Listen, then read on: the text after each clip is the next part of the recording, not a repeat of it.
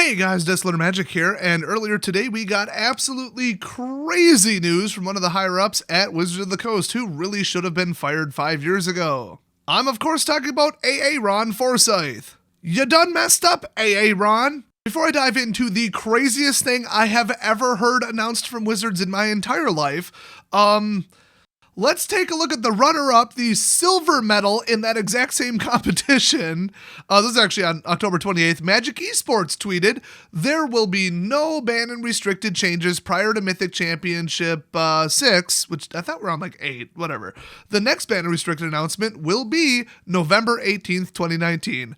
And there were 209 comments about that. They were all highly supportive and positive. Just kidding, they were not. People are getting a little antsy to ban Oko so that they can start complaining about Cavalcade and every single card in Simic Flash. So my theory is, the reason this was tweeted out by Magic Esports is the same as the last one, where they said, we're setting the next ban and restrict announcement for like the day after the Mythic Championship, and then didn't say why, but I mean, it was literally tweeted by their account, if I'm not mistaken.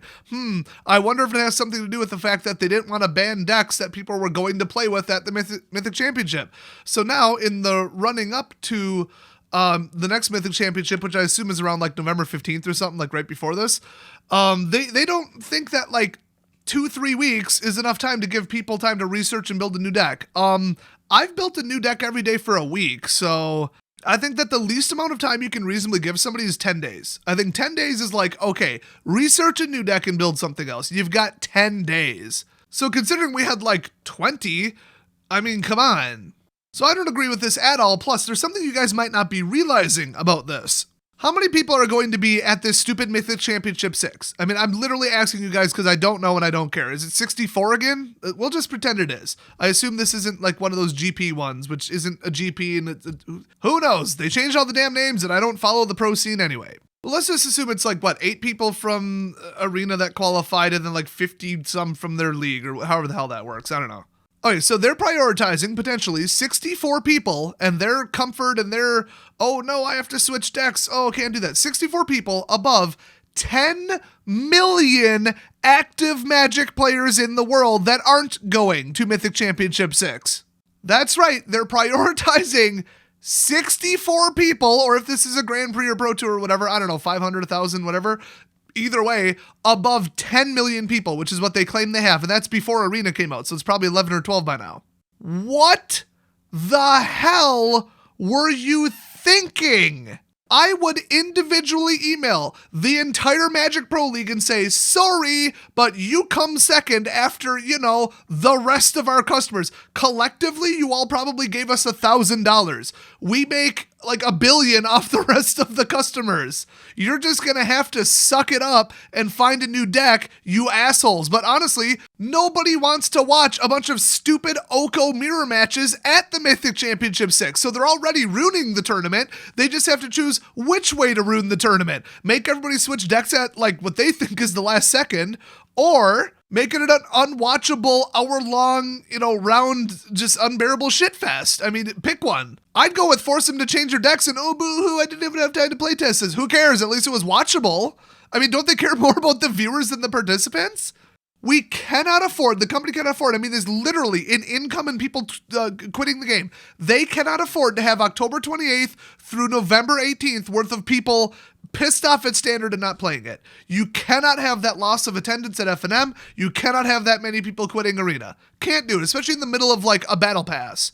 By November 18th, people are just going to say, well, I'm too far behind, screw it. This decision could be so bad for stores that they actually close due to lack of participation and income before November 18th. This is one of the absolute dumbest ban decisions I have ever seen them make, and that really rivals like the Eldrazi problem in Modern, which they responded to like 3 months late. Yeah, their whole cautious wait and see, let's see, when anybody can, with eyes can see that, no, this needs to be addressed. Look at this. This is ridiculous.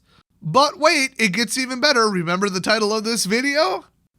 Ron Forsyth at MTG Ron tweeted out just a mere 10 hours ago, our original stated Pioneer plan was to run it on MTGO initially and ban aggressively and off-cycle, which that is not news. We did know that. They said that. Which meant basically whenever we felt like we had the justification any day, any time, which that sounds wonderful to me. I mean, it's hard to predict, but I mean, everybody knows it's going to be a bumpy ride. They warned you ahead of time. If you play it, prepare for some changes. I mean, duh. So part 2, since organizations are already committing to tabletop events despite this, yeah, I mean, they could not have more clearly said Pioneer isn't ready yet and won't be for a while. It's going to be a very bumpy landing. Besides literally saying that, I mean, they've done everything to hint at it and, you know, put it more tactfully. But yeah, SCG dumped Standard Constructed for one of their upcoming events, or multiple, I think, and replaced it with Pioneer. Like, that's just like 3 or 4 years of Standard, and Standard has been shit for like 3 of them. So that's not better. I mean, nobody wants to see this Oko bullshit, but like, wow, nobody wants to play Frontier either. Like, it's not even, I think, officially out yet. I don't remember. Who cares? But it is going to be an absolute shit show for 3 months minimum. I mean, everybody knows this. They're going to have to ban everything. I mean, their actual words, Aaron Forsyth said himself specifically on live stream, you know, this was banned in the past. I think we're on ban number 11 or 12 actually in Standard just recently. But they might not be overpowered or ban worthy in Frontier. They might kind of even out, which no, they won't, because look at the reasoning behind the last couple ban decisions. They are all for basically different reasons. And if the decks were broken for different reasons, it's just going to be a shootout of broken shit that nobody wants to play against. If they were all broken for the same reason and were overpowered for the same reason, one, the people building the counter decks to it could adapt centrally to all of them at once. And they actually might even out then. If it's like too much mana too soon, but that's the problem with all of them, well, then everybody's wins on turn 3 or 4. Or everybody plans for turn 3 or 4, and we can play real Magic. So, like, the idea behind it is right, but if you look at what was banned and why, no. No. Sorry, no. They are dreaming if they think it's going to offset. So basically what I think is that Aaron here was lying. I think that he just doesn't want to say, well, you know, the 12 or so cards that were banned in the last couple of years, they're all banned from Pioneer. They're problem solved, we're starting at 0. Realistically, if he knows what he's talking about, and that's a big if, because we've seen his wonderful assessments on cards before, like Coco surprised him. He thought it would be like a fringe card that was kind of fun for draft once in a while. Yeah, Collected Company. 2 free creatures you don't have to pay for. He thought that would be a gimmick. Why does he still work here? That's the kind of dumbass statements and dumbass card assessments and clueless misreading of math and the game at a basic level that is in charge of R&D and playtesting. I believe that's his position. Yeah, you wonder why we keep getting Scarab God and Infinite Combos and Hostage Taker that combos with itself and they don't catch it? It's because dumbasses like him work there. Still. And there's 0 accountability, and anybody who's been there long enough just has a free job forever, basically, according to what I heard from Glassdoor.com. So that will never be addressed until he retires or dies, to be perfectly honest. And unfortunately, he doesn't look that old and he doesn't look that fat. But anyway, if he was to be honest with us, he would probably be saying, okay, what if we banned all the cards and 3 of them weren't going to be problematic and we got rid of some potential tier 1 decks and then artificially lowered the diversity? That's probably why they're really not banning anything up front except for the fetch lands for financial reasons and availability and playability and, you know, community friendliness and all that. But they know damn well it's going to be a shootout because, as he said, they're going to ban aggressively and off-cycle. That was what they had initially said, was they're going to do extremely reactive, aggressive bans, and I think they even referenced that they learned from Brawl. Brawl died because they did not ban the Sorcerer's Spyglass or Baral as a commander in time. They let it go too quick, too many weeks, too many days, and people just said, screw it, I'm sick of this, I'm not going to play this. Baral was in a control deck, and if you let control decks get out of control, everybody else stops playing. That should not be news to them, but they waited too long to pull the trigger because they're a bunch of hesitant pansy-ass bitches, and by the time they banned it, they didn't have any players left, and then it died. They didn't even touch it or mention it for like a year, and now they brought it back to Arena just because they could, which, whatever. Okay, try number 2. So they learned from that, and they said, we're going to be much more aggressive and much more like micromanaging of Pioneer because we know that there have been some problematic decks in the last couple of years, and we know that it's going to require a lot of bans in all likelihood. So they addressed that ahead of time, but then also said, oh, we're not pre-banning anything because maybe it'll all work out. while at the same time saying it's clearly not going to all work out. We're going to ban very aggressively. That's why I came up with the conclusion that they know damn well that the majority of stuff that was banned before needs to be banned now. They just don't want to accidentally overban. That's my theory. So anyway, you've probably read the rest of the tweet at this point, but the big shock is that we're going to make banned list announcements and changes on Mondays, every Monday, instead of at any time. We'll announce every Monday afternoon, even if we do nothing. So there is going to be a ban and restrict announcement once a week. I mean, they're usually a month apart minimum. So actually people are acting like, oh, that's way too often. They actually kind of slowed it down. They went from, we're going to surprise you whenever the hell we feel like with a ban. We could ban 3 things in 1 week, 1 per day, to you'll at least know when they're coming and you'll have a week gap. Now, I get what people are saying. They're like, well, what if I play a deck, gets banned on Monday, and then I come up with a new deck idea or replace it, whatever, order the cards on Tuesday, and before the cards even show up, the ones that I bought are banned before they arrive in the mail at my mailbox. It seems like people saying that would have a point, but in reality they don't. Let's zoom out a little bit, look at the wider picture here. 1, it's Frontier. It's going to be a ban fest and a broken, unplayable shithole for about 3 months minimum. Okay, everybody knows this. Don't pretend you don't know this. 2, if you want a magical immunity, a way to get outside of all these bans, I'm not kidding, there is one. Are you ready for this? Listen really closely. Don't copy your deck from the internet, you asshole. Build something fun, build something you enjoy playing, build your favorite mechanic from your favorite set, and the likelihood that it will get banned is way lower than if you just copy some bullshit off of some MTGO statistics or those assholes over at MTG Goldfish that promote net decking constantly and enable it. Don't go to some bullshit Star City Games thing and just copy whatever deck won. Don't do that. If you do that, the chances that your deck that you just bought and paid for will get banned are probably above 50%. I mean, it's going to be a ban fest. You can't actually legitimately complain, oh, but I built this and then they banned it. Then I built this and they banned it. Then I built this and they banned it. What am I supposed to play with? Something that isn't unfair, overpowered shit. Anything that isn't unfair, overpowered shit. Anything other than that. Stop net decking tier 1 shit. Can I make that any clearer? But people are like, but I want to win. Well, you want to win too much, okay? You know there's a risk. You know that your deck is under scrutiny and it's right under the ban hammer. And then you act surprise Pikachu meme when somebody pulls the trigger. The bannings are going to be frequent and aggressive, okay? If you own a deck, or look at a deck list and you're like, wow, that really wins. There is virtually no way to stop that. Don't think I should play with that. Think, well, that's going to get banned. And by the way, Magic is about having fun. It's not about winning at all costs. Screw my friends, screw anybody else's enjoyment, screw me driving away other people from the game. No, it's all about me and my win percentage and my prizes. That is the net decker attitude that ruins every format. When you see an overpowered broken deck that everybody's calling for its head to be cut off and you're like, let's build that. No, don't. Build something less dickish. Try 1, winning with actual skill. 2, stop caring so much about winning. And 3, play a deck that you enjoy playing and that's interesting and dynamic so that whether you're winning or losing, you're still having fun. Unless you play professionally and it is literally only about the money, then you might have a legitimate complaint. But that's not a thing. It's Frontier. It's new. Only Star City Games is stupid enough to hold an event with this format. And their judges are allegedly very biased, crooked, racist, sexist idiots. A ton of the people at the tournaments are cheating, and Star City game prize amounts suck anyway.